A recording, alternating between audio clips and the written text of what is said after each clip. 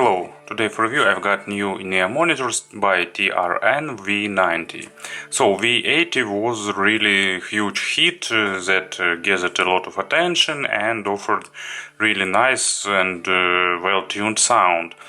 Of course, not absolutely superb. There were some issues with a bit aggressive representation and it sounded a bit drier, so TRN decided to retune it and released new model V90.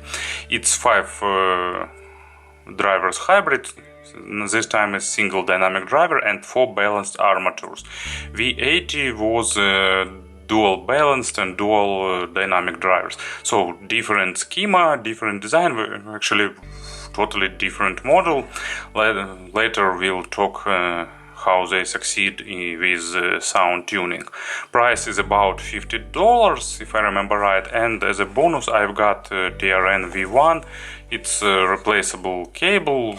Price is $10. I think it's superb, but it's just an addition to this review. Today we'll talk about V90 mainly. And let's have a closer look now. So, familiar matchbox-like package and technical specs are on the back side. Transducer type hybrid in-ear monitors, connector type 0.75mm 2 pins, sensitivity 110 decibels and 22 ohms of impedance. I think it's superb because it's not too big, not too small, so it's like in one of Rammstein songs. And here in-ear monitors themselves, we've already seen this package a few times. You will have additionally 2 pair of tips and stock cable. So accessory set is really basic, but in this price range I think it's still viable. So let's get cable out. I will move unnecessary stuff out of my table. No, this one was necessary. In terms of design and build sorry, they're trying to escape. Come on, nothing to be afraid, little scene. So, in terms of design and build quality, they are really nice. Metal shells, really well built, pretty ergonomic design. It will fit, I think, even into small ears. Everything is built really nicely. Company's logo on the faceplates, solid black color, so everything that you can probably expect. Boards have a bit above average length, so sound isolation is average. There is a lip for holding tips, grill protective, so everything that I pay attention. I'm not sure is it vents or it's just a part of design, but no big sound leak, so even if it's a vent, it's not changing isolation drastically. And of course cable is made replaceable.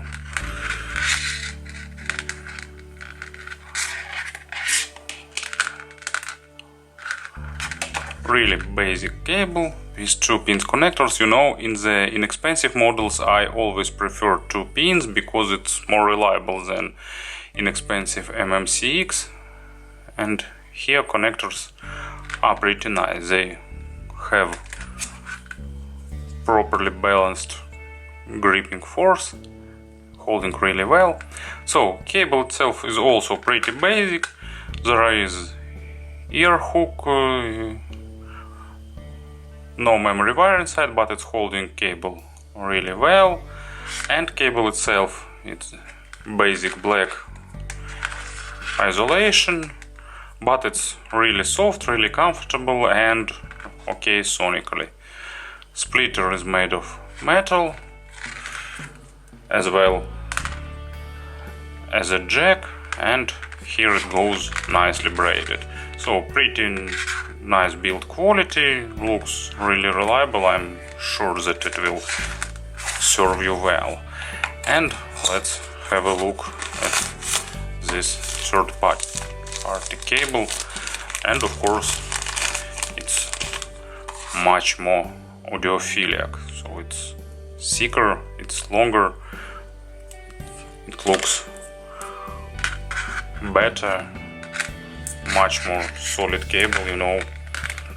It can be compared with some audiophilic cables that are sold for hundreds of dollars. Bigger jack with carbon insert, dual color, gold and black one, classical combination. Nice braiding, really soft. Weight splitter and chin slider bead, and it goes up to the connector. So also ear hooks without memory wire effect. So let's attach it right now.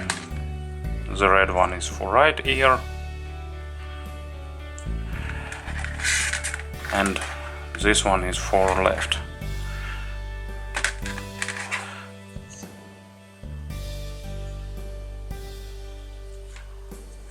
As you can see, looks really fancy, and even it's look boosting sound quality. Of course, I'm kidding, but nevertheless, for $10, if this price will be true, I'm not sure. It's a price that were told to me. I can't believe that it's that cheap, but we'll see. And of course, about the sound, these in-ear monitors don't require extended burn-in, just few hours, and burn-in will happen automatically when you will be listening to your music, and so don't spend time burning them in too much, and don't actually care about burning too much unless because extended and long burn-in are rarely required, so in few hours they will reach their full potential. What is more important here, it's finding the proper tips, and this time stock tips didn't provide me the best fit. The best one was with spin fits. So you can get original ones or something similar from the AliExpress, but wider bore tips would be a huge improvement for the sound of these in-ear monitors. As for this cable, I did a search on the AliExpress, and indeed its price is like $9-10. So I did A/B testings, blindly tests, and I didn't find a big improvement in sound. Maybe just a bit more extension on the treble, but difference wasn't big. But you know, for this price, I think its value is worth totally from the aesthetic point of view. At least I definitely will get few of these cables additionally for some other in-ear monitors. Let's have player on the table and let's proceed. So sonically, you know, TRN V90 was probably TRN representation. It was tight, bit drier bass and bit aggressive mids and treble with a bit highlighted microdynamics. Partially they kept that, but definitely they improved few things in the representation. First of all, they made mids fuller and with more body, and that changed really much. Also, bass became more organic and a bit more weighty and a bit less drier. You know, there are a few frequency response measurements of new V90 all over the internet, and they look, well, not so good. They show really noticeable V-shaped signature, but actually that's not how they sound. I'm not sure why such a deviation between measurement and listening, but I always was sure that frequency response plot itself doesn't give you an idea of this full idea of the sound. Of course, it can show some issues if they are present, but even if you see, for example, some big peak, it doesn't necessarily mean that it will be that sharp as it looks. And TRN V90 is a good illustration that in-ear monitors should be listened, not analyzed by the graph.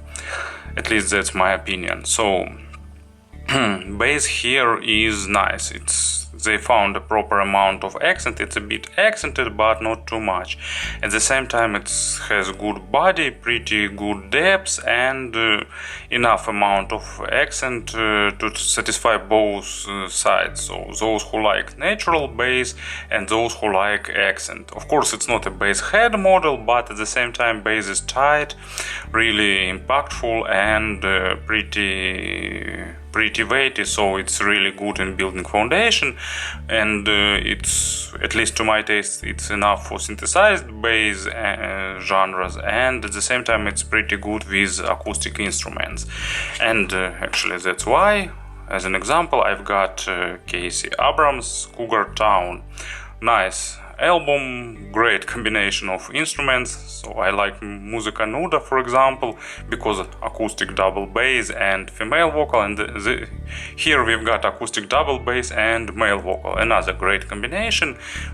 It's, you know, minimalism in music sometimes is beneficial because it's like a contrast, and voice and instrument highlight each other and give you the sense of presence. And that actually acoustic bass here is not recorded as prominent as for example in Musica Nuda albums. Here bass is more modest, probably recorded, so it requires some good bass performance, and V90 plays it really in a really enjoyable way, because acoustic bass here got its body, got this sense of strings, got this resonance of big instruments, so everything is present here. So mids was the biggest change compared to the V80. On the V80 they were a bit more focused on the micro-detalization and a bit less weighty. Here they've added more weight, and you know, based on frequency response chart, they should sound really recessed, but it's not that case, because you know, I didn't hear the sense of missing something. I didn't hear the mids so recessed. Probably lower part of mids is recessed, definitely a bit, but upper mids where almost all instruments and voices belong, sounding forward and really enjoyable. So you will hear the great clarity, and at the same time what is more important for me here is that they have a good weight. So good weight for mids is probably the crucial thing for me. I can forgive many things for that. Because good weight means good body of the instruments, and it means realistic representation. In terms of imaginary stage, it's above average in width and about average in depth, but pretty good with nice three-dimensional positioning. And as an example for the mids, you know, one of my favorite tracks of all time, not an audiophilic recording at all, but for the illustration purposes I think it's okay. I didn't use it for critical listening, only for entertaining myself. So it's Iron Maiden's Ace is High, and actually it's that remaster that was done by OnQ, if I remember right, that everyone's hate, but I pretty much like it. Well, I'm a child of modern age, and I'm not a fan of that, you know, first press discs and so on. If there is a modern remaster, usually I enjoy it more because we've got modern equipment, and that's probably why. Or maybe I'm not audiophile enough. So let's move back to the topic. Of course, it's heavy metal, the best heavy metal, the best vocalist ever. So up the irons and put the thumbs up for the Iron Maiden. Okay, I'm kidding, sorry. So that's the case where in-ear monitors do almost everything that they should. Good resolution, good attacks, good forwardness, so you will have the guitars solos, you will have a nice weight for the Bruce voice, you will have the signature bass and drum line. You know, maybe not perfect for this genre, but for this price range, more than good and more than enough to be enjoyable. And treble is accented, so if you are treble sensitive, you need to listen them before buying, but you know, we've almost like 80% of in-ear monitors have accented treble, so it's time to get used to it. Okay, I'm kidding, of course. So trebles forward, but at the same time it's not sounding sharp or too sibilant or too fatiguing, at least for me, because you know everything is subjective. Extension is a bit above average, so I think it's normal for this price range. And attacks and decays are pretty realistic, that is good. Probably it's a matter of additional balanced armatures. And what I also like, it's normal resolution, and it's not sounding too metal or too harsh or too unnatural. And I've got pretty complex example for the treble, really complicated. It's Miles Davis Sanctuary from the Beaches Brew. You know what is the most different thing to master for the Slavic speaker in the English? It's two sounds for E. Because you know we've got only one E and it's sounding like longer E, so it's hard to teach yourself to pronounce that short rare E and not to mix beach and beach. So maybe I'm sounding a bit like Australian accent because I'm trying to pronounce longer E just longer, because it's hard to make a rare E, but I'm practicing.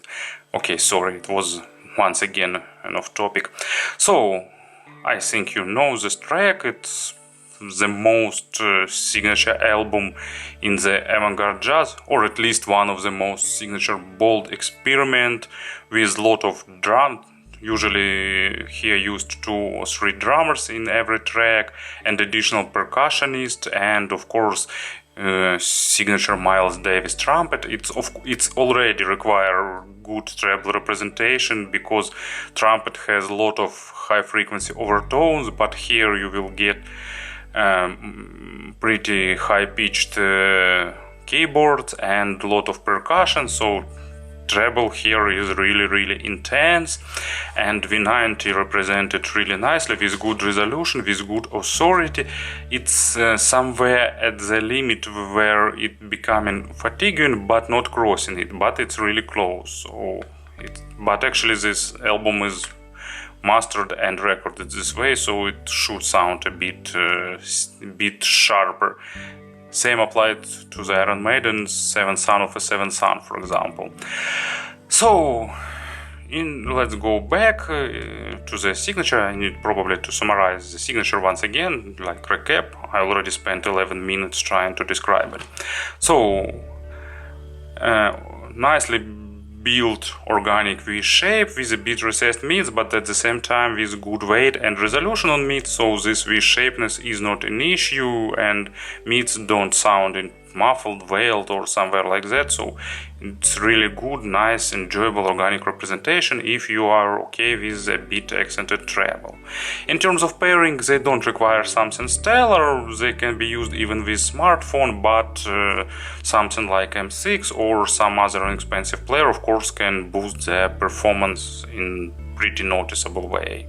Now I should probably do some comparisons, but as usual I'm starting to forget.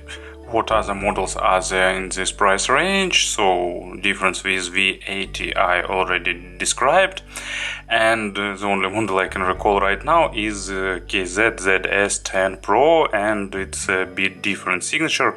It has a bit more accented and less detailed bass, a bit thinner mids and a bit more extended treble, but it's also thinner, so this one is getting more weight.